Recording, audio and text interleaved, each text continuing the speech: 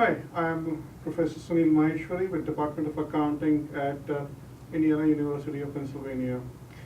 Today I'll be talking about how to value the bond and how to record it in the books using the effective interest method. So, what is a bond? A bond is basically an obligation to pay or repay the money borrowed by a company. Companies will issue bond generally in the amount of face value of a $1,000, and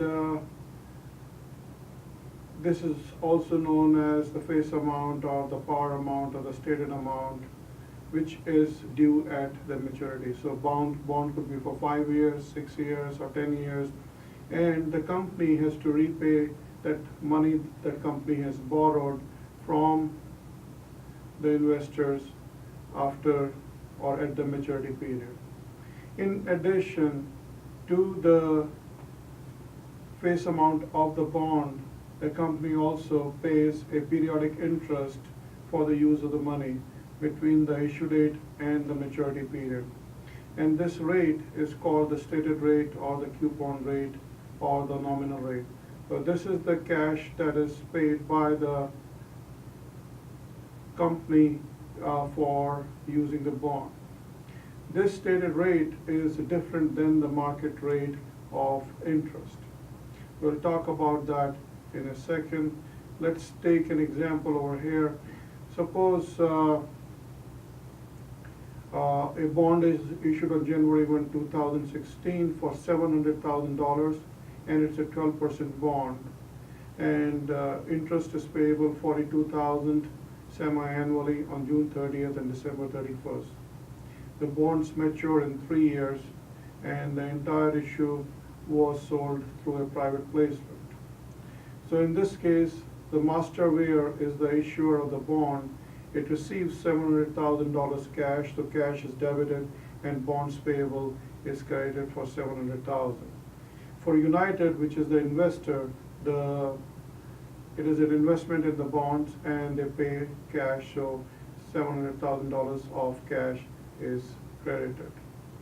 So this is when the bond is issued at the face value or at $700,000. Now, what happens if it is issued at a different value? So bond could be issued at face value, like we saw for $700,000.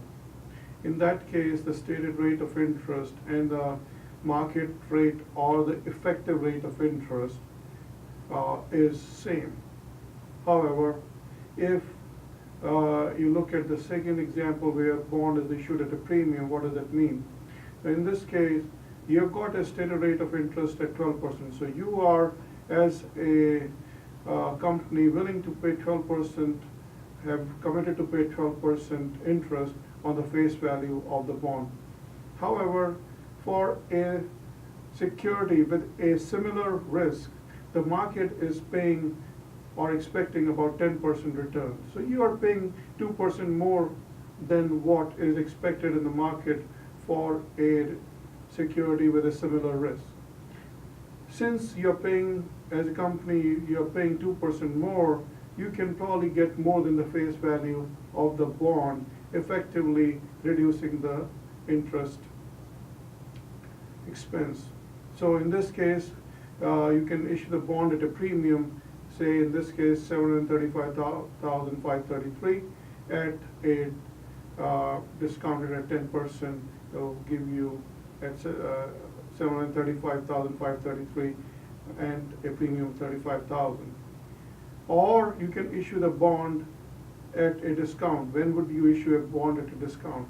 In this case, you're paying a stated rate of interest at 12%. However, the market is expecting about 14%. And since you're paying less than what the market is expecting for a similar security, you can fetch a little bit less in the market for that bond. Now, what we will talk about is how did we come up with that value of $666,633 as the present value of the bond at which it is recorded.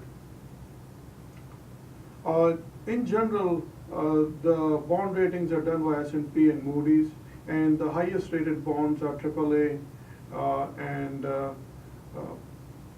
and by Moody's both, and similarly your B and C are more or less have a junk rating bond. So those ratings are important for the investors. That tells the credibility of the issuing company and the risk associated with the bond. So the AAA bonds have a much lower risk of default, and if you look at CCC bonds, they have got a much higher risk of default. How do you compute the selling price of the bond? Now there are two cash inflows which determine the price of the bond. One is the periodic value of the present value of the periodic cash interest payments which you make, and other one is the principal that is paid at the maturity. Both the present value of both is found out by discounting it at the market rate. Please note that both the interest payment and the principal payable is discounted at the market rate. Once you have got the two present value, you add them, and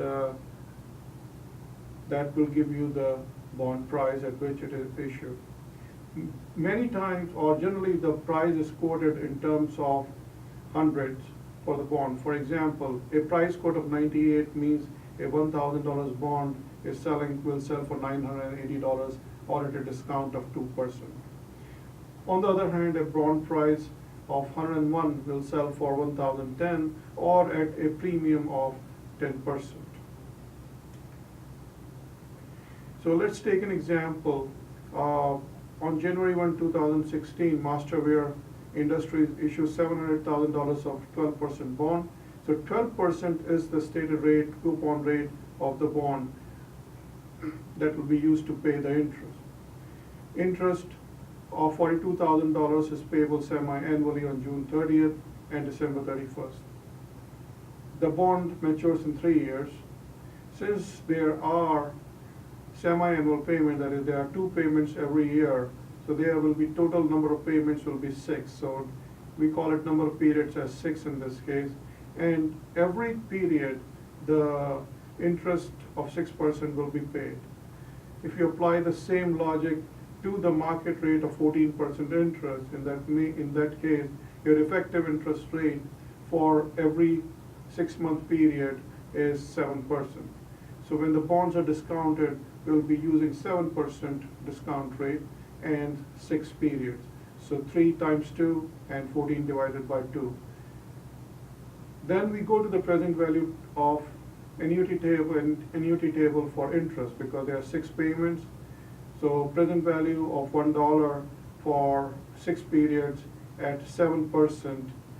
The present value of annuity factor is 4.76654, which will give you $200,195 approximately.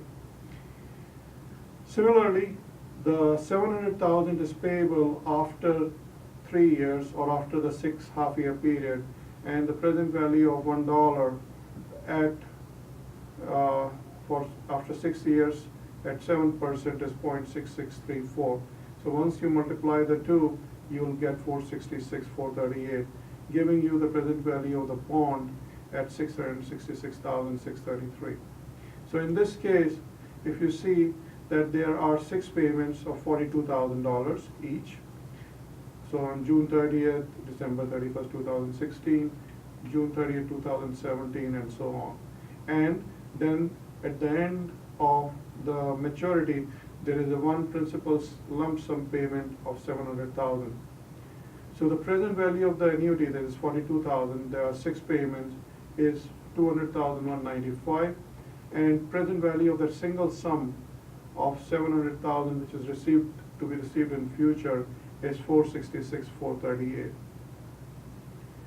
There is another way you can find the present value, that is in Excel. It will make life much simpler. So if you type in any of the Excel cell equal to PV, it will give you the formula. The rate tells you the interest rate at which it is discounted. So in this case, it is 7%. NPER is the number of periods, so which is 6 periods in this case. Then PMT or payment is 42,000, and we don't have the future value in this case, 0, and type is 0. If you, or you can leave it blank, and you don't have to type in 0 if you don't want to. 0 means that the payment is expected, or 42,000 is paid at the end of every period. If the payments were made at the beginning of the period, generally that happens in leasing, so if the payments are made at the beginning of the period, then that 0 will be changed to 1, and the last 0 will be changed to 1. So when you find the present value of $42,000 for 6 payments, discounted at 7%, your present value will exactly come to $200,194.67, or $200,195 approximately. Similarly, present value is what we are going to receive in the future after 6 period. So we have used the same formula, present value at 7%, then we type the 6 periods. We left the 42,000 the payment part, PMT part, blank over here, and instead we use the future value of 700,000, because we are going to receive 700,000 at the end of the 6th period, and 0 for the end of the period, and that will give the present value of 466,439. So if you add both of them together, that is the same as we got earlier at 666,663. So this you can do it in any of the cell of Excel. So it'll take you about 10 seconds to do it. So once you understand what you're doing, it should not be very difficult. So this is an easier way to do it rather than looking at the present value tables. So how do you record that? In this case, we know that we received a cash of $666,633.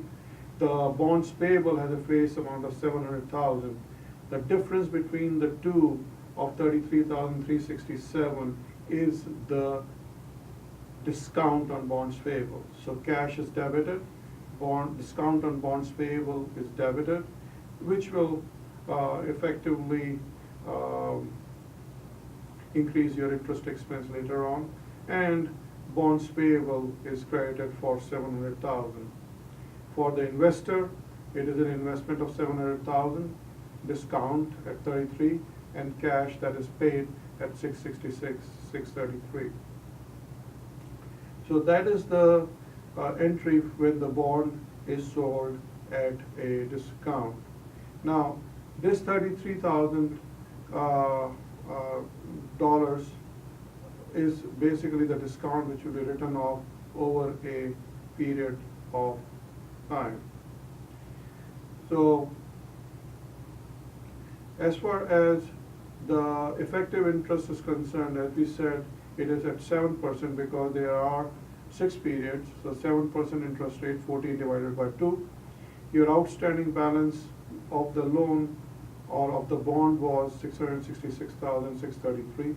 7% of that gives you the effective interest expense of $46,664. So from this, effective interest will be able to make a bond an amortization, discount amortization schedule. So we start with, on 1/1/16, your outstanding balance of the bond was $666,633, and your discount which is there will be reduced by, it started with $33,367. In this period, you're going to pay on 6/30, you're going to pay a cash interest to the investor at 6% of the face value, that is at $42,000, and then 7% was the effective interest rate for any outstanding balance. So outstanding balance on 1/1 was 666,633. So 7% of that is 46,664. So on 6/30, if you take the difference between the effective interest, that is the interest expense, and the cash paid, 42,000, the difference is 4664, which is the amount of discount that is amortized. So, and once the amortization of discount is done, your outstanding balance for the bond will come down to 670, or will go up to 671,297. And similarly for the next year, so for the next period, you are computing the 7% on the outstanding balance, 671,297, and your interest expense is 46,991. So your journal entry is interest expense debited 46,991, cash paid 42,000, and discount amortized 4,991. And since your discount balance is going down further by 4,991, your outstanding balance for the bonds payable is gone up to 676 to 88 by that amount of the discount. Because in the balance sheet, when you show the balance bond payable less the discount amortized balance. So as the discount amortized balance goes down to zero, your outstanding balance on the bond goes up to 700,000. So at the end, you'll be paying that $700,000. You will write off the 33,367 or amortize 33,367 of the discount over a period of time. And your cash interest remains same throughout the period. So this is how you will be preparing a discount amortization schedule. So the face value of the bond on January 1 is 700,000. So in the balance sheet, it will be presented less 33,367 of the discount on bonds payable. So the outstanding balance will be $633. And on June 30th, after amortization of 4,664, your discount balance will come down to 28,703. So 700,000 minus 28,703 will give you 671,297 as the outstanding balance. So your interest, effective interest, is computed on this outstanding balance. To record the entry in the masterware account, who is the issuer, you'll have the interest expense at 46,664, which is basically 7% of the outstanding balance.